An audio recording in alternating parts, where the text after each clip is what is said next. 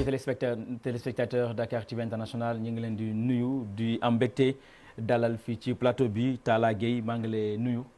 maa lay fay Omar. Talla nga nekk professeur d'histoire et de géographie nekk membre du collectif Aar Sunu Littoral tey d'abord la première question bi ñëwaat saa su ne pourquoi ngeen taxawal kuréel bi ngir défendre seen littoral. donc Omar ginnaaw ba mu leen nuyoo di nuyu mbokk téléspectateurs yëpp ñi ñuy seetaan fii si Dakar ak fépp si Sénégal ak si àdduna wërngal képp donc maa ngi lay jërëjëfal ci dalal bi ñu dalal donc ñun waa collectif Aar Sunu Littoral ñi ngi yàgg na juddu mouvement bi yàgg na juddu bañ doon wax di ruumanaat naan littoral bi bis dina ñëw ñu dagg ko la nit ñi commencé organiser wu fële si Guédiawaye commencé def ay réunion commencé poser ay actes mais depuis ba président de la République jëlee dogal muy décret 2021 701 jël ko si mois de juin bii ñu génn décret boobu moo déclassifié mooy àll bi ñuy tuddee la bande de filao boobu lañ créé collectif bi mu regrouper ay citoyens di regrouper ay disons organisation de la société civile ay membres des partis politiques yëpp ki ko jiite muy Pape Michel Mendy di coordonnateur bi ñu bëri bokk si biir mouvement bi li ñuy tax a jóg nag mooy xeex wala expliquer nit ñi def ay démarches auprès des autorités ba nga xam ne nii àll boobu ñuy wax la bande de filao dañ ko sauvegarder. bande de filao ban njëriñ la amaloon ci Guédiawaye ak ci positionnement géographique. donc loolu bala ma si tontu damay njëkk a ñëw si situation Sénégal dans sa globalité. donc Sénégal ñu ngi koy wax réewum sahélien réew moo xam ne taw lu fa xaw a manqué la bien que dëkk bi am na ndox mais taw lu xaw a manqué Sénégal la. dëkk boo xam ne tamit dañu nekk ci situation boo xam ne tàngoor dëkk bu tàng la ñu nekk dans le milieu tropical donc dëkk boo xam ne dafa exposé aux variations climatiques maanaam dëkk boo xam ne maanaam li ñuy wax climat bi taw yi ak daf koy yombalaal lool loolu mooy Sénégal loolu moo tax sécheresse li ñuy wax sécheresse maanaam ñàkk ndox ba nga xam ne nii mbay mi na war a demee du ko demee wala inondation ndox mi bëri ba nga xam ne day indi ay loraange ci askan wi loolu lu yomba dal Sénégal la donc ñu nekk tamit si àdduna boo xam ne nii dañuy toll si li ñuy wax réchauffement climatique maanaam tàngoor bi dafa gën a yokk. te li nekk benn enjeu géopolitique mondial. géopolitique mondial te li yokk tàngoor woowu bokk na ci activités yi nga xam ne doomu aadama yoo koy def lu mel ni industrie lu mel ni transport ak yeneen activité mais leneen li ko yokk mooy àll bi nga xam ne ñu ngi koy dagg fépp ci àdduna. amatul espace. Sénégal boo gisee at mu nekk 50 000 hectares de forêt ñi koy disons déboiser te loolu c'est un danger. li nga xam ne moo njiiteel muy bande bi nga xam ne moo nekk Guédiawaye. suñu autorités yi engagé nañu ci xeex réchauffement climatique ci initiative bu Paris. sur le climat mais dafa mel ni ba léegi. donc ñoom dañuy xaatim mais. au-delà de ça initiative Paris mooy la COP 21. disons la convention d'Abidjan yooyu yëpp ñun engagé nañu si loolu. ba pare suñu constitution si article 25.1 ak 25.2 dafa wax carrément ne les ressources naturelles appartiennent au peuple. mu wax ne le peuple a droit à un environnement sain. te bu ñuy wax environnement sain garab daf ci bokk. parce que ñëpp xam ne garab. moom mooy absorber le gaz carbonique qui est dans l'air si misaal garab mooy purifier mooy raxas ngelaw li ba nit mën koo noyyi te du ko lor te ci loolu boo xoolee Dakar lu ma seetlu la du ma médecin mais xam naa ne lu ma seetlu la parce que damay jàngale kër goo dugg am na koo xam ne nii dafa asthme wala mu am beneen jàngoro boo xam ne jàngoro dënd la wala jàngoro noyyi lu tax loolu amul dans les autres régions du Sénégal looloo tax ma ne du lekk gi parce que li ñuy lekk fii la ñuy lekk fële xëy na c'est le milieu. est-ce que loolu yëpp moo tax ngeen ne il est temps que ngeen organiser wu ngir défendre ñu bañ a dindi boobu nga xam ne tey am na njëriñ ci seen dund foofu. donc li may wax nii ci àll bi la de façon générale mais bu ñu xoolee bande de filao lan moo tax déjà ñu defar ko bañ ko defar 1948 la boobu Sénégal amul indépendance boobu Guédiawaye existé gul. boobu foofu kenn dëkku fa. tubaab bi gis ne war nañ faa def ay filao. nit ñi war nañu laaj lu tax parce que day protéger.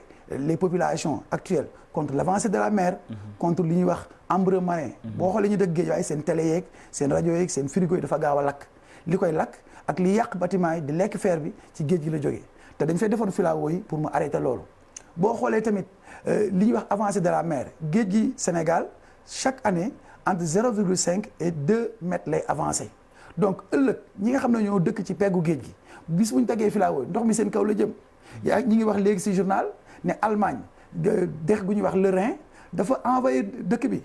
di dugg si biir fi dëkkuwaayu nit ñi te loolu c'est un danger te géej moo ëpp doole fukki junni yoon dex.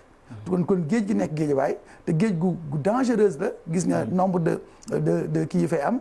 nombre de morts yi fay am chaque année n'est-ce pas loolu mooy tekki ne filao yi lu am njëriñ la. te dañ ko war a préserver.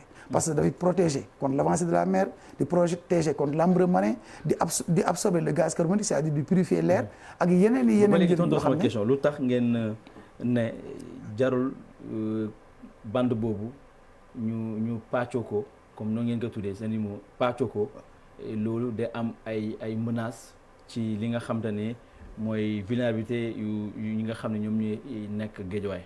waaw menaces yi mooy jàpp naa ne mooy li ma lay wax léegi. nga wax léegi sànq menaces yi. mais pourquoi vous êtes contre. pourquoi nous sommes contre parce que menaces yooyu la parce que day menacer disons pérennité dëkkuwaay yi day menacer existence waa Guédiawaye. ensuite géej gi mooy le seul espace bu des foofu. xale yi fa la ñuy explorer. te am na richesse bu nekk foofu si filao yi. maanaam ay picc yu fa nekk ay luy raam. ay yeneen façon animaux yoo xam ne dañuy dund si filao yi ñoom tamit dañoo bokk si nature bi ñoom dañu la préserver sans oublier nag utilité bi àll bi am ci waa Guédiawaye.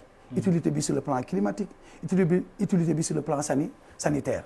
donc loolu bokk na ci li tax ñu war a sauvegarder àll boobu. léegi monsieur Guèye bu ma la déglulee dafa mel ni da nga def diagnostic situation bi te ngeen tënk ko ci benn document presque 12 points. léegi situation bi tolloon na fii décret bi am na fase ngeen ko attaqué naka la ngeen attaqué décret boobu est-ce que yaakaar ngeen ne boo leen ko attaqué mën ngeen ci am ndam. donc man moom lu ma gëm ne mën nañ si am ndam. parce que ki jël décret bi ak ñi accompagner procédure ba mu jël décret bi ñëpp askan wi moo leen fi teg. te jàpp naa ne askan wi bu bëggee président dina arrière. bu bëggee maire yeeg conseil municipaux yëpp dañuy arrière. donc lépp problème askan wi la. gis nañ fi waa Corniche biñ fi terrain boobu ñu joxoon ambassade Turquie biñ ko xeexee état dafa reculer ñu arrêté travaux yi ñu fi defoon yëpp. te pourtant joxe woon nañ ko ba pare ba ñu am seen i autorisation. donc ñun xeex bi ragaluñ ci dara. xam nañ ne lu mën a nekk la ñi ngi dégg sax naan suuf soosu daggate nañ ko si waxi nit ñi korog journal mi ngi accusé waa DG waa finance yi di accusé tamit waa cadastre ne ñoom am na ay nombre d'hectares yoo xam ne jox na leen si auparavant joxoon nañ si magistrat yi nit ña nekk Guédiawaye ñi ngi wax ne loolu rek rumeur la ñi ngi wax naan même maire yi commencé nañoo jaay am na ñu bëri jaay nañ leen loolu ça veut dire que de façon illégale lañ jaayee suuf si. est-ce que tey li ngay wax ni yëpp am ngeen document bi nga xam ne document de base la bu leen permettre ngeen mën a porter le flambeau de ce combat te espérer ko gagner. bien sûr déjà lancé nañ ay actions yu bëri. déjà nii may wax ak yow lancé nañ li ñuy wax benn pétition. te engouement bi pétition bi am man premier jour bi ma commencé signer en 2 heures de temps j'ai recueilli 140 signatures. Aujourd'hui en 3 jours j'ai dépassé les 300 signatures. te on demande 5000 signatures. man individuellement en 3 jours am naa lu ëpp 300 signatures. te bokkut ak ñeneen li ñu am. mais action yi exactement boo nee Guédiawaye fait partie des départements les plus populaires fii ci Sénégal te nga jël presque 150,58 hectares nga tase ko loolu ça doit être le combat de tous les citoyens de Guédiawaye est-ce que tey si seen combat vous êtes en train d'enrôler les Guédiawayois dans ce que je considère un combat légitime. bien sûr déjà ñi ngi def ay visites de proximité ñi ngi dem si kilifa yi di wax ak ndaw yi demain déjà à 16h devant la mairie de Wakhinane Nimzatt dina am benn caravane bu fay déparé boo xam ne day sillonner les artères de la ville de Guédiawaye pour sensibiliser nit ñi pour tamit recueillir ay signatures si mbiru pétition boo xam ne dañ ko war a déposer si conseil économique et social environnemental. donc loolu si xeex bi la bokk prévoir nañ benn marche bu mag bu ñuy def ak intervention yi def dans les médias ay points de presse yi ñuy organiser ñi ngi liggéey tamit ak yenn organisation internationale comme ay aussi waa ñu ñuy accompagner si xeex bi te jàpp nañ ne buñ demee ba si cëppaandaw ga ñun li nga xam ne bëgg nañ ko muy ñu préserver la bande non seulement ñu préserver ko ñu jëmbataat ko ñu def enquête ba xam ñi nga xam ne ñoo ko occupé illégalement ci yenn anam lañ ko occupé ak ci yenn anam lañ leen fiy jëlee. kon desoo leen ñooñu. tesoo leen ak ñi nga xam ne ñoom ñu yaakaar ne ñoom lañu pàccoo boobu lay suuf. non loolu moom presse bi ñoo ko wax. déjà loolu du waxi rumeur la ëpp. parce que presse bi tamit même bu ñu ko waxee ñoom sur la presse dans la presse plutôt indiwuñu benn firnde ne. def nañ ko mais demoo leen si ñooñu da ngeen ko gis ci presse bi rek mais demoo leen si. non ñu ngi def ay démarches xam nga nit buy xeex dara du mën a exposer lépp li nga xam ne ni mi ngi koy ay stratégie la am na yenn stratégie yoo xam ne dañ koy garder en secret parce que am na yoo xam ne bu ñu ko génnee xëy na ñi nga xam ne ñoo am intérêt ñu dagg bande filao parce que dañ see yaakaar kër parce que dañ leen see jox kër ba pare xëy na ñooñu peut-être dañu contrer ñu ngi dégg sax ne pour ñu signer décret bi il a fallu monsieur le maire Aliou Sall ak ay collaborateurs am appuyer sur les conseillers municipaux yi fa nekk nga xam ne ku nekk dégg nañ si nit ñi ñu ne dañ laa dig benn parcelle si benn cité municipale boo xam ne dañ ko nar a tabax foofu ci filao yi looloo tax conseil municipaux yi daal di voter délibération ñu accepter ne dañuy déclassifier filao yi looloo waral président de la république man bokk naa si ñu jàpp ne xëy na président de la république sax yëgul lu bëri loo xam ne xew na si dossier est-ce que le combat ne doit pas être d'abord local avant d'être national parce que bu xasee ba yegg ci président daanaka ni ñi ko voté ñooñu ay doomu Guédiawaye lañu nekk ñoom c'est des conseillers qui ont été élus par les populations donc tey est-ce que à l'avance amoon na un travail préalable pour sensibiliser ces gens qui ont eu à voter à voter ces mesures. xam nga li ci gën a graaw ils l'ont fait en catimini procédure bi au niveau local dañoo profité Saly sax lañ dem nekk en conclave Saly fi lañ valider li ñuy valider yépp daal di ñëw fexe ba conseils municipaux yi ñu dig leen en catimini ñu voté ay délibération yu autorisé ñu dagg bande de filao yi. looloo waral procédure bi mu yeggee ci ministère yi urbanisme ak environnement ba yegg ci président de la république mu signé ko. mais bu ngeen ko yeggee au niveau local lu tax woote leen benn mobilisation bi nga xam ne peut-être balaa ñi koy jëbal sax ci autorités compétentes yi ñu bloqué ko au niveau national au niveau local. xam nga ñun dañoo xëy presque rek gis décret bi ñun ñëpp ñoo si yemandoo décret bi génn ça veut dire que ñi ko doon dox dañ ko dox ci suuf dañ ko nëbb nit ñi te li gën a graaw parce que code de l'environnement ak code des collectivités locales yëpp dafa wax ne booy déclassifier lu toll ni àll boobu da ngay organiser ay audience publique population yi joxe seen avis mais loolu amul wala bu amee audience boo xam ne nii c'est pas inclusive la audience bu exclusive maanaam dañoo tànn seen i xëy na ñi nga xam ne ils sont favorables au projet def ak ñoom waxtaan ñoom ñu jox leen seen aval mais li ëpp ci waa Guédiawaye d'accorduñ ci tey d'accorduñ ci ëllëg te disons pétition bi ñu lancé d'accord ñu ci mais ce sont les ñi dëkk Guédiawaye ñoo ko voté tamit. non du ñu dëkk Guédiawaye Sénégal ñëpp xam. waaw mais c'est les conseillers municipaux mais conseillers municipaux ak député Sénégal ñëpp xam ni muy doxee. conseil municipaux bu ñu fi nekkaloon askan wi. bala ñuy voté lu toll noonu dinañ dem wooy askan wi man sama téléphone li may wax daaw jéeg la daaw. ça fait 1 an. y a un conseil bu ma njëkkee wax ci affaire bi mu ne ma bu ñu yàqal suñu terrain c'est ce qu'il m'a répondu. Talla bu ñu yàqal suñu terrain yi c'est un conseiller j'ai le message mi ngi nii. sama biir téléphone xëy na du ma ko wane du ma wax kan la mais je sais que un conseiller m'a dit il y a 1 an man bu ma leen yàqal seen terrain yi ça veut dire que terrain yee ñu yaakaar foofu. moo tax ñu voté wuñ ko pour askan wi. parce que boo dëkkee Guédiawaye wala nga juddoo fa wala nga yàgg fa sa xel du xalaat dagg filao yi. parce que filao yi patrimoine la. maanaam ñu bëri fa lañ jàngee lu bëri fa lañ ko jàngee si biir filao yi donc fa lañ defee sport ku bëgg a nooy man chaque vacance si biir filao yi laay yendu ku bëgg a nooy sax air pur filao yi ngay dem sans oublier nag rôle de protection bi filao yi am. léegi bu ñu situer les niveaux de responsabilité yan niveau moo am ak yan niveau d'information ngeen jàpp ni yéen collectif Aar Suñu Littoral nit ñi salfana nañ ko wala nit ñi dañoo jalkati yoon bi maanaam les niveaux de responsabilité. premier bu ñu xoolee sur le plan de la législation du Sénégal boo xoolee le PSE vert sax ab Macky Sall dafa wax monsieur le président Macky Sall dafa wax ne dañoo war a replanter des arbres partout au Sénégal dañuy wax reboisement du Sénégal ba ministre à l'époque de l'environnement dem di justement boo xoolee convention yi ñu signé yëpp c'est en faveur de la protection de l'environnement boo xoolee le code forestier nga xool le code de l'environnement le code de l'urbanisme code yooyu yëpp dafa contre ñoom acte bi ñu def ensuite man li ma jàpp xam naa ne lu di njaaga Aliou Sall mooy njaag xam naa ne daal projet bi moom moo ko porté moom moo ko développé moo ko piloté ba mu yegg kër parce que mairie de ville moo ko piloté te moom mooy maire donc léegi niveau de responsabilité niveau bu njëkk bi ñan la niveau bu njëkk bi c'est les autorités municipales mairie la mairie de ville d'abord les mairies d'arrondissement ensuite ministères yi ils ont joué le rôle ministère de l'environnement de l'urbanisme donc bu ma la déggoo da nga bëgg a jàpp ni c'est le maire Aliou Sall qui est derrière ce projet. donc moom moo ko piloté mën naa wax ne c'est son projet. moo ko piloté. parce que dañ ne Guédiawaye dafa manqué espace pour tabax yenn infrastructures yi te loolu man mënuma ko d'accord. parce que sur le plan sportif. rare département du Sénégal yu am ñaari stade mooy Guédiawaye ñaari stade fonctionnel match championnat France yu championnat Sénégal yu bëri stade Ndiarème lañ koy joué wala stade Amadou Barry.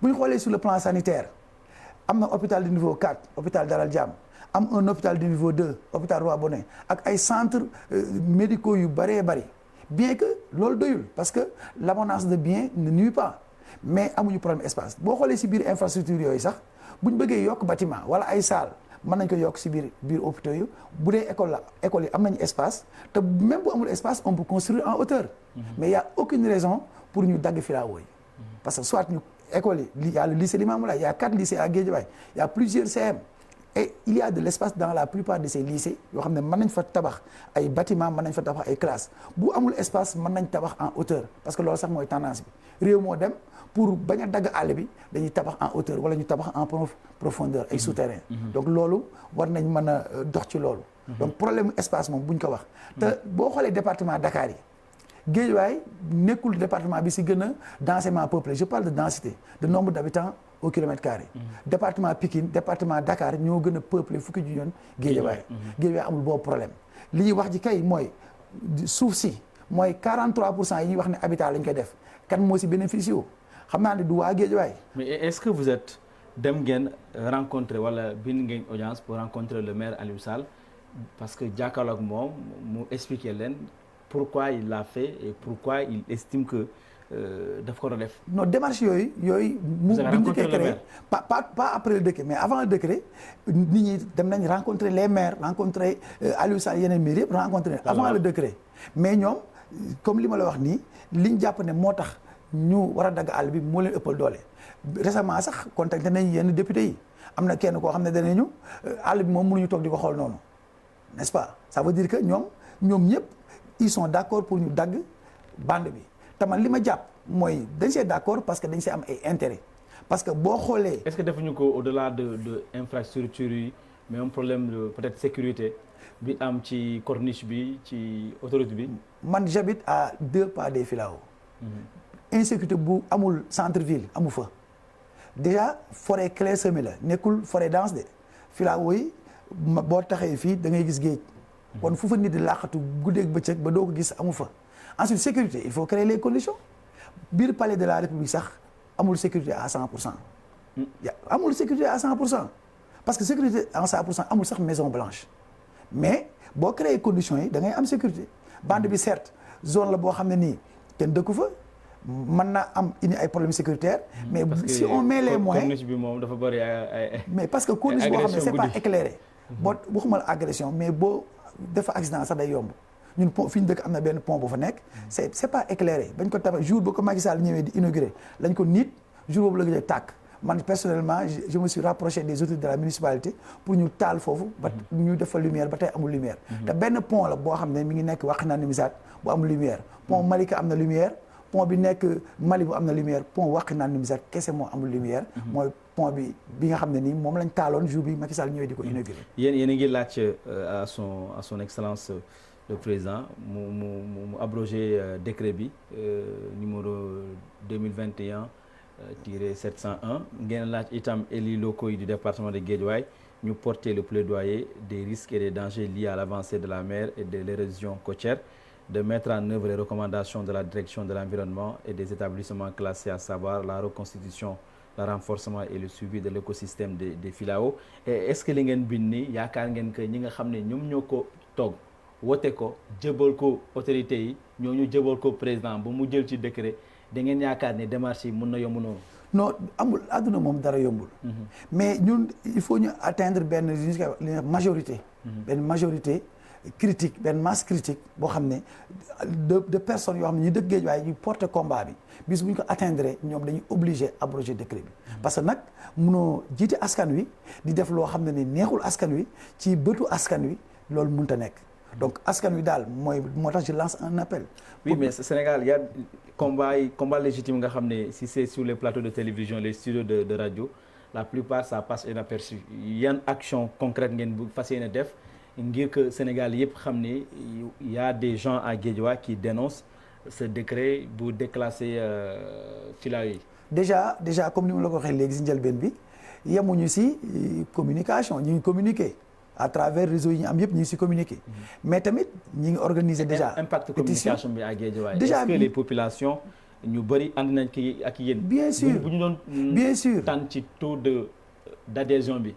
bien sûr gis nga départ bi ñuy njëkk bi ñuy commencé am na ñoo xam ne sax dañu jàppee woon ay dof ñenn ñi jàppee ñu ay ñu soxor parce que xëy na ñoom dañuy yaakaar foofu ay terrain ñun suñu combat dañ koy yàqal mais de plus en plus nit ñi jël conscience koo wax Guédiawaye mu ne la àndu ci tey àndu ci ëllëg te nit ñi ñuy rallier te incha allah suba suñu caravane dina ko prouver ñu ngi préparer une marche après la tabaski marche boobu tamit dina prouver ne les gens sont avec nous sans oublier nag campagne de proximité yi ñuy def ñuy dugg si kër yi def ay réunion di waxtaan ak imam yi di waxtaan ak chef de quartier yi di waxtaan ak porteur de voix nekk yëpp Guédiawaye te loolu yaakaar naa ne dinañ si am ndam si kàttanu yàlla.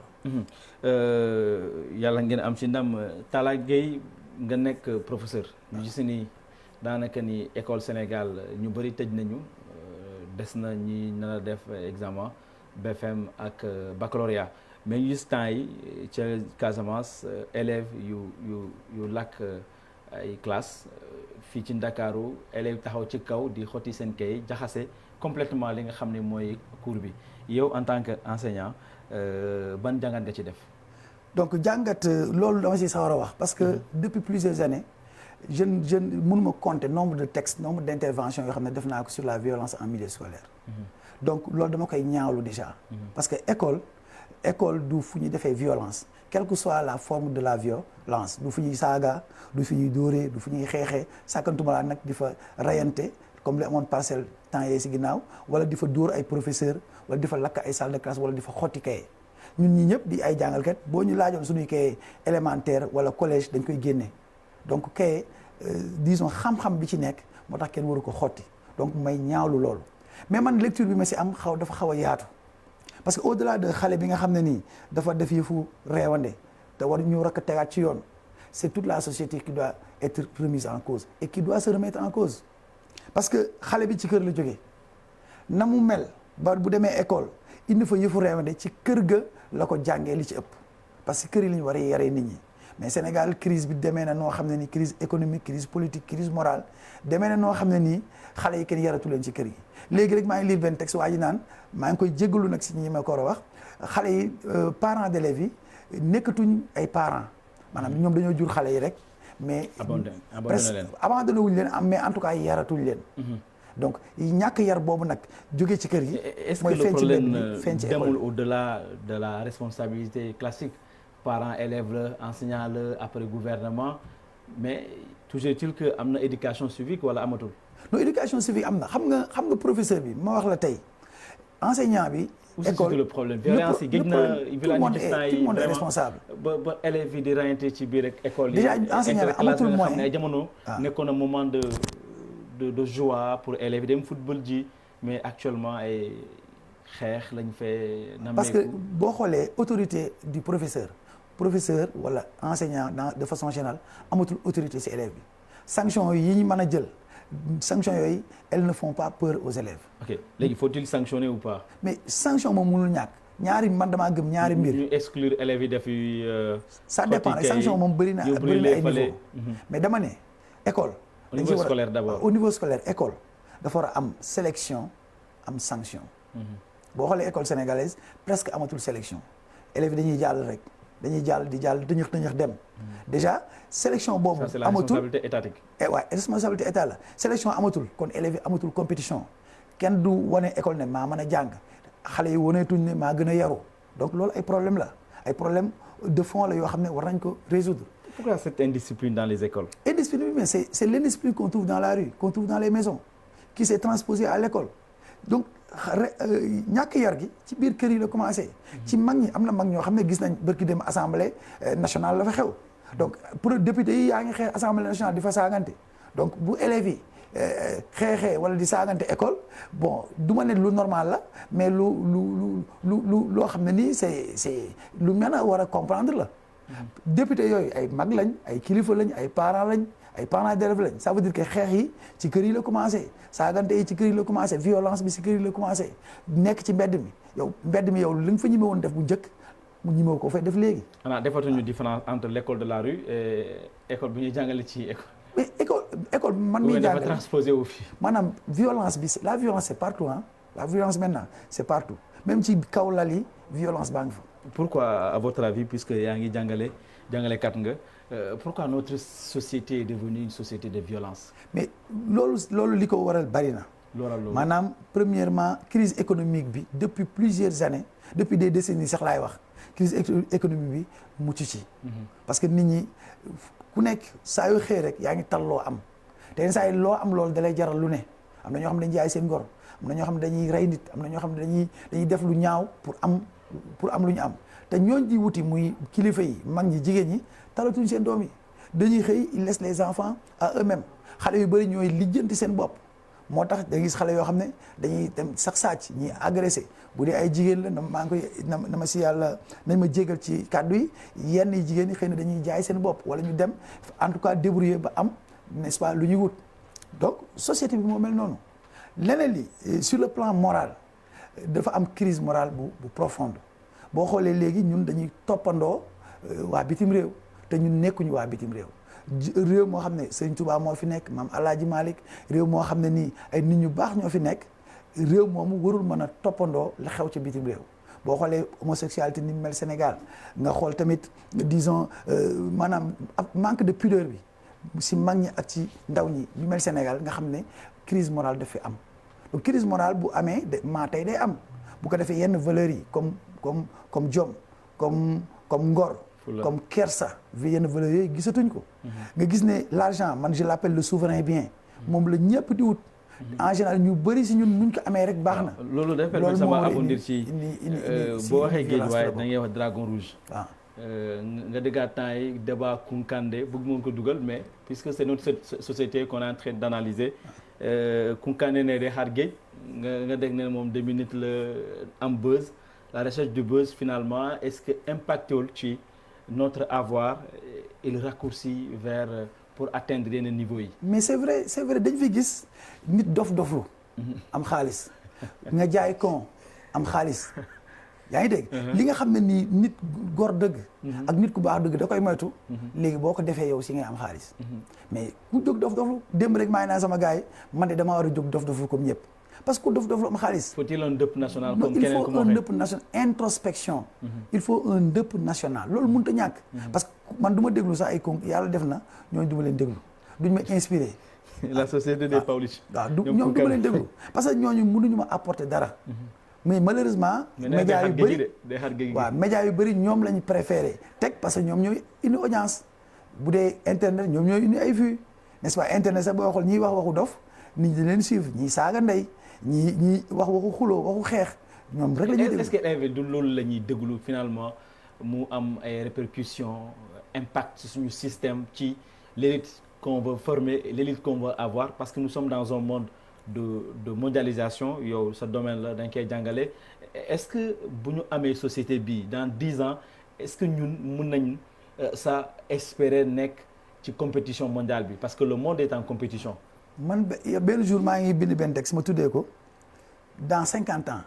man dans 50 ans yow 10 ans sax nga wax mais man dama naan dans 50 ans Sénégal kenn koy jiite. c'est important parce que ñun ñi nga xam ne ñu ngi leen di former ñu nekk ci daara yu ndaw yi élémentaire préscolaire ñooñu dans 50 ans ñoo war a jiite Sénégal. dans 10 ans ñi nekk ci CM yi peut-être collège yi ñoo war a jiite Sénégal. mais est-ce que qualité bi ñu war a am ak comportement bi ñu war a am est-ce que ñu ngi ko leen koy inculquer. est-ce que ñoom ñu ngi koy nangoo acquérir. c'est ça la grande question. moo tax jàpp naa ñun ñëpp médiocrisation de la société si lañ jëm. nous sommes dans une société boo xam ne dafa médiocre. on fait la promotion de ce qui est médiocre xale yi tamit mais loolu la ñuy gis boo demee si classe seen langage sax langage ñoom Pawlish la langage ñoom Kounkandé langage dof la ñuy wax. maanaam ay yenn saa ñu dugal ay mots yoo xam ne si Pawlish lañ ko déggee. wala mots yoo xam ne si Kounkandé lañ ko déggee ñoom ñoo nekk seen i idole. yan la ban mot donc moo façon waxinu Pawlish bi rek parce que man ay Pawlish man du ma def attention si ñoom mais je sais que élèves yi ñoom la ñuy suivre. ñoom la ñuy topp n'est-ce pas ay day xar géej gi maa ngi dégg sax tey benn professeur mu ne bu Pawlish xaree géej gi moom day defar benn genre cité xàll ay mbedd. et cetera ça veut dire que nit ñi ngi koy jox importance. te koo xam ne ni waruñu ko woon tànn sax micro waxantuma laa di ko tiimare caméra mais malheureusement dañ koy invité si médias yi muy am audience yoo xam ne sax ñiy wax waxu fulla waxu fayda wax bi jëmale kanam askan wi ñoom du ñu am audience bu toll noonu.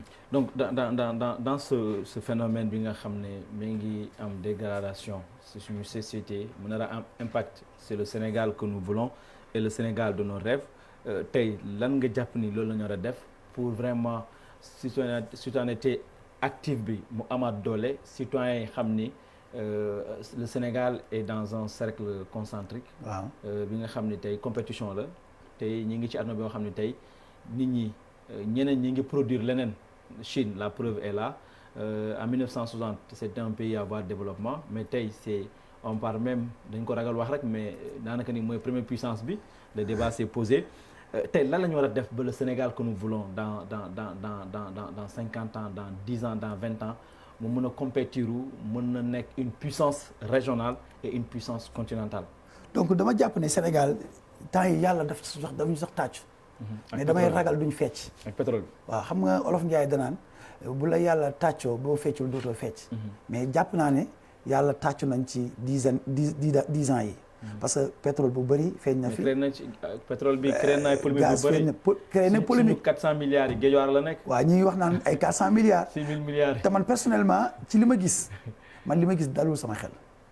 man li ma gis li ma dégg mu ne moo am si pétrole bi am ci gaz bi te li ma gis si or bi Sénégal yàgg naa produire or. damay foog xale yi sax naan leen Sénégal di produire ay tonnes d'or. te seen baat yi gisuma ci benn chaîne bu sew. chaîne en or. ça veut dire que or bi ñun gisuñu ko. te boo xoolee tamit Sénégal maanaam fossé social bi. day gën a xóot. ñii am dañuy gën a am de façon très facile parce que da ngay gis koo xam ne yéen a dëkk man je connais quelqu'un koo xam ne ñoo dëkkoon mu luy à côté nekk ci situation boo xam ne taxu koo neex mais léegi c'est presque li ma gis muy dundee damay jàpp ne c'est un milliardaire te gisuma lu mu fi liggéey lu ko war a mën a may milliards yooyu donc loolu moo xew Sénégal ensuite pour Sénégal bu bëggee jógee fii on a mis en avant l'avoir. waaw l'avoir mais Sénégal bu bëggee jógee fii il faudra alors ñu defaraat jikko yi à commencer ci ñi ci kaw parce que gis nañ ñi ci suuf xale yi école yi ñi ci kaw ñooy tabax ay école ñooy former ay nit ñooñu bu ñu soppeekuwul mais Sénégal nan lay mën a soppeeku nit ñi tamit ñu replacer le mérite nit ñi il faut ñu jàngal leen la promotion du mérite et de l'excellence man bu ma leeree ne bu ma jàngee ba am samay diplôme ka nga xam ne jàngul dafa jaar un chemin boo xam ne raccourci la moo may gën a tekki mën naa bañ a sonn ci jàng mi bu fekkee ne damaa jàng ba am samay il faut renverser la tendance mais qui va renverser la tendance quand tu dis en jeu xaalis kenn du ko liggéey dañ koy liggante c'est ça le discours donc lui se met dans sa tête tous les moyens sont bons pour maintenant de toute façon la finalité la grande question mooy kan mooy renverser la tendance qui va renverser la tendance donc ñi nga xam ne sax dañuy wax enseignants yi ñun en tout cas ñi ngi def lu ñu mën enseignants yi wax dëgg fa yàlla ñu ëpp ci ñun Talla Gueye ça c'est un plaisir de te recevoir mais balaa may jeexal c'est une question yàggoon naa bëgg am quelqu'un qui habite Guédiawaye qui défend les causes de Guédiawaye mais Guédiawaye tey image bi muy joxe au niveau national Guédiawaye dragon rouge fa la concept boobu Guédiawaye faux billet Guédiawaye suñu 400 000 finalement yéen ñi dëkk Guédiawaye image nit ñi am ca Guédiawaye c'est souvent une image péjorative. malheureusement loolu sax dafa yàgg. image péjorative man bi may nekk université daan naa samay xarit yoo xam ne bu ma naan kañ dem Guédiawaye duñ fa ñimee. mais yàlla xam na ne dëkkuwaay bu neex la déjà dëkkuwaay bi gën a yaatu ci Dakar jàpp naa ne mooy Guédiawaye. ay mbedd yu yaatu la ba pare propre am na nag ay zones yoo xam ne am na y a des problèmes. mais Guédiawaye dëkk bu set la nit ñu am chaleur humaine lañ. foo dem nag. am na non image bi fépp la am chaque jour nga dégg si médias yi. ay faits divers yoo xam ne ni du lu baax ñu koy wax ci Dakar Plateau wala ñu koy wax ci Mermoz wala ñu koy wax ci beneen dëkk loolu mënut a ñàkk xëy na nag malheureusement si année yu mujj yi dafa am ñaari faits wala ñetti faits divers yoo xam ne am na buzz boo xam ne ni xëy na ñu jóge fa daal di cataloguer Guédiawaye comme benn ville bu xaw a doy waar mais yàlla xam na ni c'est une ville très agréable. Merci beaucoup. En tout cas, je remercie au passage. Est-ce que je peux lancer un dernier mot pour revenir à notre lutte. Pour revenir à notre lutte. Dernier mot. Ñi ngi woo waa Guédiawaye yëpp le combat peut être gagné mën nañ ko gagné te gëm nañ ne dañ koy gagné. bu ñëpp ñëwee on va gagner le combat. Et nous demandons au président de la République d'abroger le décret 2021-701. Merci beaucoup, merci d'avoir accepté notre invitation. Et je salue au passage Alfousseni Dobossine, très fier d'être Guédiawaye, également Mohamed Sabali. Kadior Cissé, bonsoir, tu es de Guédiawaye? Oui, je suis de partout. C'est normal. J'espère que dans tes titres, il n'y a pas un sujet qui traite la question de Guédiawaye. Non, on aurait bien aimé avoir la réaction de monsieur, mais malheureusement non. Ça fait le compte parce que vous en avez parlé. Alors, quel est le menu de ton 20h? Alors, nous parlerons de ces 500 000 doses de vaccins qui sont attendues. Également, l'introduction du télétravail dans la législation du travail du Sénégal. Voilà, entre autres, l'actualité internationale sera également au menu. Nous parlerons également de la violence dans les établissements scolaires avec le SAEMS qui demande à ce qu'on renforce le conseil de discipline des écoles, Omar. Merci, Kadior. C'est moi, à tout à l'heure. Mesdames, Messieurs, c'est la fin de cette émission. Merci et bonsoir.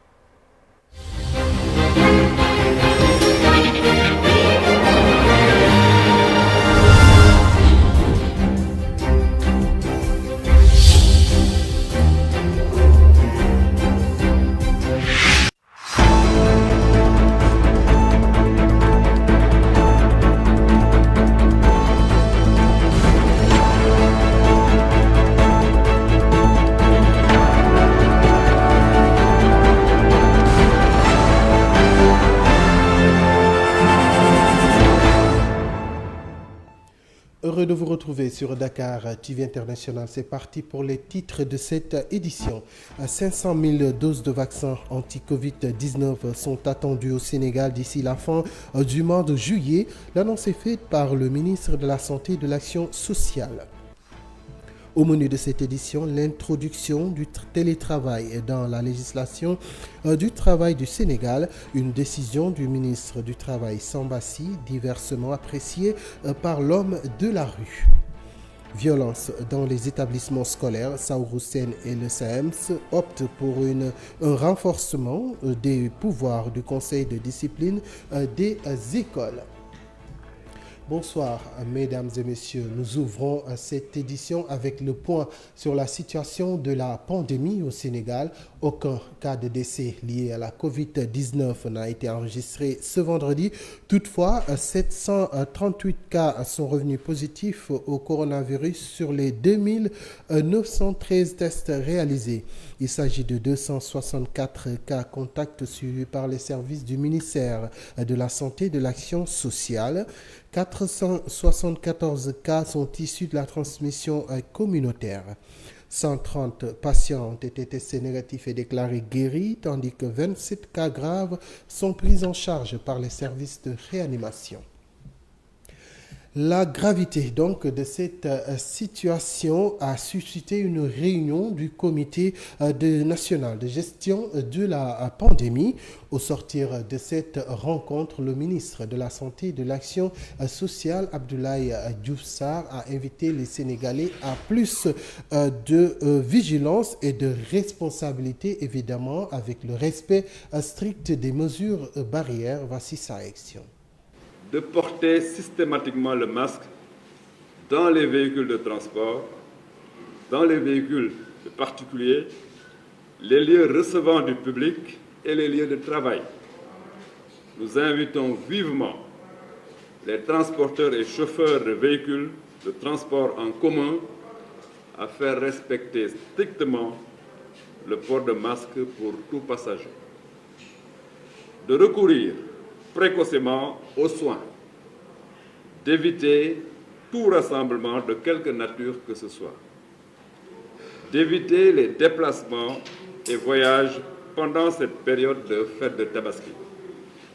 Nous recommandons naturellement à ce que les populations fêtent la Tabaski là où elles habitent, de se faire vacciner contre la Covid-19, notamment pour se protéger contre les cas graves, de privilégier le télétravail et de réduire le personnel dans les limites du possible.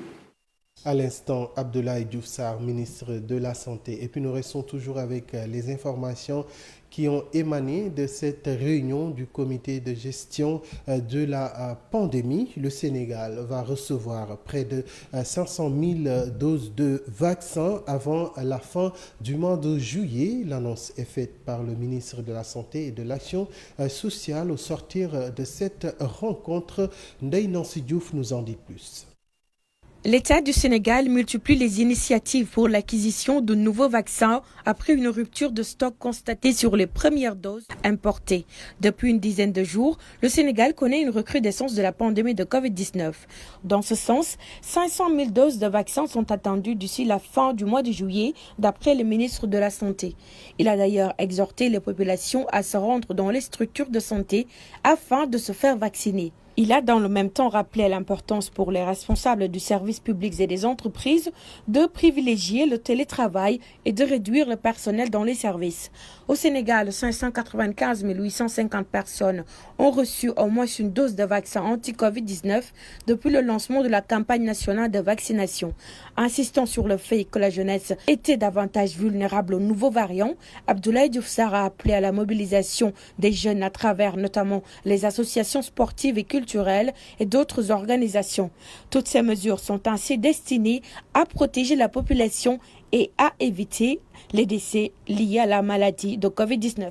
Merci à vous, Ndeye Nancy Diouf. Et puis, le port de masque revient et à nouveau devient obligatoire. Les déplacements seront aussi limités. Une décision des autorités sanitaires pour barrer la route à cette troisième vague de Covid-19 dans les rues de Dakar. Si certains n'ont aucun mal à mettre le masque, ils restent toutefois sceptiques face à la mesure relative à la limitation des déplacements en cette veille de fête de Tabaski.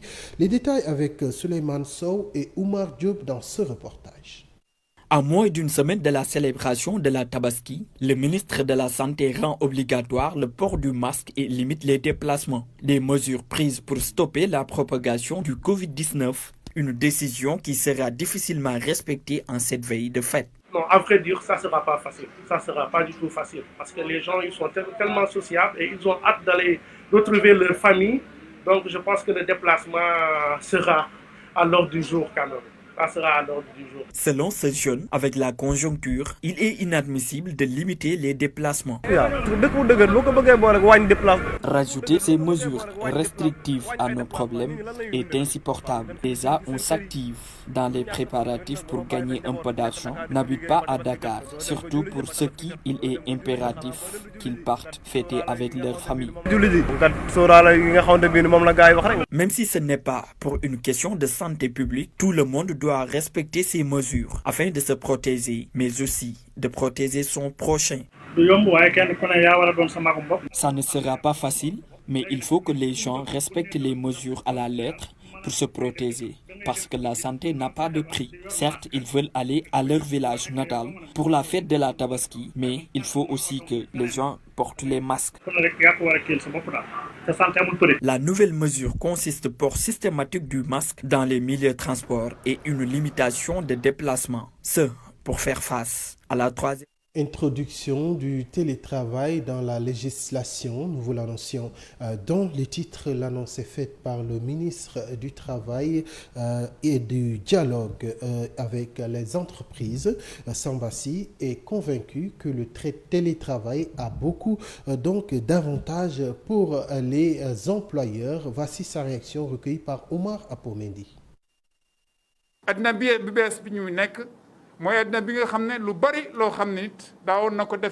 Dans ce monde-là, il y a eu beaucoup de changements. Maintenant, le monde a bougé, il faut s'adapter aux changements. C'est pourquoi le patronat sénégalais a anticipé en publiant un rapport sur les enjeux et les perspectives du télétravail au Sénégal. Nous avons échangé avec eux et nous avons trouvé pertinent leurs propositions. Et nous sommes en phase avec les propositions qu'ils ont eu à faire dans ce rapport. Nous estimons qu'il est temps d'introduire le télétravail dans la législation du travail du Sénégal pour amoindrir les coûts de fonctionnement et s'adapter aux changements qui s'opèrent au niveau international. gannaaw bi mu dénkee benn expert mu xalaat ci loolu xalaat boobu nag moom la ñuy wasaare tey di ci waxtaan. Alors, restons toujours dans ce télétravail. Va-t-il être possible de l'appliquer dans un pays où peu de gens travaillent dans des bureaux? Les populations sont sceptiques par rapport à la bonne marche de cette mesure initiée ou en tout cas prévue par le ministre du Travail. Les détails dans ce reportage signé Souleymane Sow et Al-Amin Diop. Des gens entassés comme des sardines qui vaquent à leurs activités sans le moindre respect de la distanciation physique. Un relâchement total des populations ici à Patte d'Oie qui laisse bouche bée. Cette inconscience collective aurait suscité la réaction des autorités. C'est une mesure un peu efficace par rapport à ceux qui travaillent sur le télétravail, du moins. Ça peut leur permettre de moins se déplacer et d'être moins en contact par rapport aux gens, et ça nous permet aussi de ne pas permettre la circulation de la circulation autant pour moi du virus, quoi. L'option du télétravail ne pourrait prospérer dans un pays comme le Sénégal, où peu de gens travaillent dans des bureaux. C'est inefficace parce que quand on parle de télétravail, il faut faire la comparaison parce que ce n'est pas toute la population sénégalaise qui travaille dans les entreprises. Et là, quand on parle de télétravail, on cible les sociétés, les grandes entreprises du genre, les grandes entreprises. Voilà. Et aussi, il y a des personnes, par exemple, qui ne sont pas familiers avec l'informatique. Donc, ces genres de personnes qui ne sont pas familiers avec l'informatique, forcément, ça va jouer quelque chose de vraiment difficile pour leur vie. Les personnes qui sont là, il y a presque toute la population.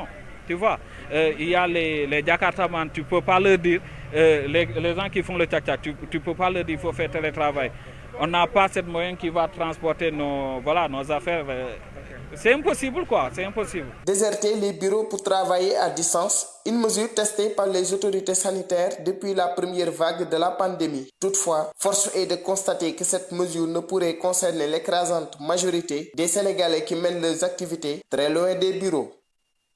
Présent ce chapitre lié à la santé pour parler éducation, violence dans les établissements scolaires, un phénomène qui devient de plus en plus fréquent au Sénégal. C'est pourquoi le syndicat autonome des enseignants du moyen et du secondaire souhaite un renforcement des pouvoirs du conseil de discipline des écoles. Saourou Sène et ses camarades ont fait face à la presse ce matin. C'est un compte rendu signé Paulette Mendy-Prera et Ibrahima Mansali. Les scènes de violence constatées au niveau des établissements scolaires ne laissent pas indifférents les acteurs de l'école. Ainsi, le secrétaire général de SAEMS opte pour l'évolution de la législation dans ce domaine. Mais l'école n'éduque plus. L'école est une école d'instruction aujourd'hui. Et par conséquent, cet aspect éducatif revient exclusivement aux parents, d'où leur responsabilité dans ce qui se passe. L'autre élément maintenant, c'est qu'il faudrait que la législation scolaire évolue. Il faudrait qu'on permette à l'école, mais de sanctionner tout de suite les contrevenants. Pourquoi je le dis? Parce que quand une situation se pose en termes d'indiscipline à l'école, mais le conseil de discipline se réunit et le conseil de discipline ne fait que des propositions de sanctions. Aujourd'hui, pour régler cette question-là, je crois qu'il va falloir aller au-delà de ça pour que cette commission de discipline ait le pouvoir, mais de sanctionner des élèves, quitte à aller vers l'exclusion de ces élèves-là. Parce que si on ne le fait pas quand même, l'école risque d'être un lieu autrement que nous l'avions pensé. Pour éradiquer ces actes de vandalisme dans les établissements, Saourou Sène préconise le retour de l'éducation civique et morale à l'école. Je crois qu'on parle beaucoup d'éducation, d'instruction civique et même d'éducation morale à l'élémentaire. Faudrait-il étendre ça maintenant au moyen secondaire et même à l'université, parce que ces scènes de violence, nous les avons constatées à l'université, nous les avons maintenant constatées dans les lycées et collèges, et je dis aussi, nous les avons constatées sur le champ politique. Et je profite de l'occasion pour vous le dire, ces enfants-là n'ont plus de repères aujourd'hui, à part la classe maraboutique. Ceux qui sont au devant de la scène, pouvoir comme opposition, malheureusement, versent dans la violence. Et autant je l'ai dit tout à l'heure, parfois le pouvoir est arrogant dans ses propos, autant l'opposition est belliqueuse aussi dans ses réactions. Mais dans une situation comme celle-là, malheureusement, nous ne pouvons aller que vers un cocktail, mais de violence que personne ne pourrait contrôler demain. Et ce n'est pas à l'honneur d'un pays comme le Sénégal. Le comportement des enseignants est aussi à revoir. Maintenant, au niveau de l'école, il faut que les enseignants aussi se le tiennent pour dit. Nous avons affaire à des enfants du 21e siècle. Il y a un comportement que nous ne pouvons pas ne pas adopter en termes de rigueur, en termes de respect, en termes de responsabilité. Je crois que l'enseignant, plus que par le passé, a besoin que son autorité ne soit aucunement écornée par rapport à un quelconque comportement. C'est la raison pour laquelle, encore une fois de plus, il faut que les enseignants soient davantage encore plus sérieux avec les élèves-là, ne pas leur permettre certains écarts, parce qu'encore une fois de plus, personne ne sait là où ça peut mener. L'école sénégalaise perd de plus en plus ses valeurs. Une situation qui appelle tous les acteurs, enseignants, parents d'élèves, pouvoir politique, société civile, pour une éducation de qualité et performante. À vous, Ibrahima Massali. Après l'éducation, nous parlons de l'exploitation minière et pétrolière. Le secrétaire exécutif de l'ONG 3D, Moundiaye Cissé, plaide pour que tous les contrats relatifs à ce domaine soient portés aux parlementaires pour leur permettre d'être mieux outillés. Nous allons retrouver Moundiaye Cissé à Saly avec nos correspondants sur place, Kumbangom Faye et la scène. Volonté commune entre le Parlement et la société civile de conjuguer leurs efforts dans le sens d'une plus grande efficacité pour la transparence de leurs actions en matière de gestion des ressources naturelles, y compris extractives et minières. Nous pensons que le contrôle parlementaire dont est investie l'Assemblée nationale doit pouvoir être complémentaire avec le contrôle citoyen. Les citoyens, le parlementaire, doivent pouvoir être en symbiose sur certaines questions. C'est ce qui justifie notre alliance avec le réseau des parlementaires pour la gouvernance, la bonne gouvernance des ressources naturelles. En voilà une nouvelle qui va beaucoup plaire aux personnes qui portent les noms de Camara, Seydi ou même Mboub. Il y aura beaucoup de moutons cette année. L'annonce est faite par l'Union nationale des organisations des éleveurs du Sénégal. Plus de 700 000 moutons sont déjà présents sur l'étendue du territoire national. Écoutons Aruna Galoba, président donc de cette union, au micro d'Oumar Apomendi. En termes de quantité, dans la région de Dakar, aujourd'hui, on est presque à moins de 200 000. Moins de 200 000 moutons, en moyenne. Ça veut dire que faites un peu le tour, il y a partout, tous les points ont été servis déjà. Même les points qu'on n'a pas même, qui ne sont pas en norme. Parce qu'il y a des moyens que l'État a mis, sont déjà pleins. Mais encore, il y a des serres à gauche à droite qui ont mis les moutons à gauche à droite. Ça veut dire que la région de Dakar est presque pleine de moutons, de tabaski. Au plan national, on est aujourd'hui à jour moins 5, on est presque à 700 000 têtes. Environ. Parce que chaque matin, on fait le point avec nos régionaux, avec nos départementaux, on est à 600, à 700. Et nous en arrivons à l'actualité internationale qui nous mène d'abord au Mali, où Assimi Goïta est menacé d'être traduit en justice. Ensuite, nous irons en Allemagne, où les intempéries ont causé la mort de 103 personnes, selon le bilan de ce vendredi. Et en France, la mise en examen du garde des Sceaux, Éric Dupond-Moretti. Voyons tout cela avec Henri Sène. Au Mali, l'ex-président de la transition Bandaou et l'ex-premier ministre Mokhtar Ouane sont toujours en résidence surveillée depuis le second coup d'État mené par la junte militaire au pouvoir le 24 mai dernier. Ils viennent d'engager un avocat avec une stratégie très offensive parce qu'avance-t-il que le président Assimi Goïta est celui qui donne des ordres pour leur arrestation. Le colonel Assimi Goïta investi président du Mali. L'avocat exige du président de la transition qu'il permette à l'ancien président et à l'ancien premier ministre renversés de retrouver leur totale liberté de mouvement, sans quoi il passera à l'offensive judiciaire. Le ministre de la Justice français en exercice, Éric Dupond-Moretti, est soupçonné d'avoir profité de sa fonction de ministre pour régler ses comptes avec des magistrats avec lesquels il avait eu maille à partir quand il était avocat, ce qu'il refute. La Cour de la justice de la République, seule juridiction habilitée à poursuivre et juger des membres du gouvernement pour des infractions dans le cadre de leurs fonctions, a ouvert en janvier une information judiciaire pour prise illégale d'intérêt. Après les plaintes des 3 syndicats de magistrats et de l'association Anticorps, dénonçant des situations de conflit d'intérêts dans 2 dossiers. Le bilan des intempéries dévastatrices en Europe s'est alourdi ce vendredi 16 juillet. Il est maintenant à 126 morts, la plupart en Allemagne, où les secours continuent de chercher de nombreuses personnes portées disparues. De nombreux villages de l'ouest de l'Allemagne présentent une image de désolation. Cette vaste zone affectée par les inondations subites, causées par des pluies diluviennes, le nombre de victimes a augmenté, à au moins 103 morts selon les autorités locales. La chancelière Angela Merkel dit avoir craindre de voir toute l'étendue de la catastrophe que dans les prochains jours. La Belgique avec au moins 23 morts selon les médias. Le Luxembourg et le Pays-Bas, où plusieurs quartiers de Maastricht ont dû être évacués, ont également durement été touchés par les intempéries. Merci à vous, Henri Sène, pour ce tour de l'actualité internationale qui met d'ailleurs un terme à cette édition. Merci à vous, chers téléspectateurs, pour la fidélité à nos programmes qui se poursuivent d'ailleurs. À partir de 21h, vous aurez votre émission Jotaïbi avec Malik Sow. Quant à moi, je vous retrouve demain à la même heure. Excellente soirée à toutes et à tous.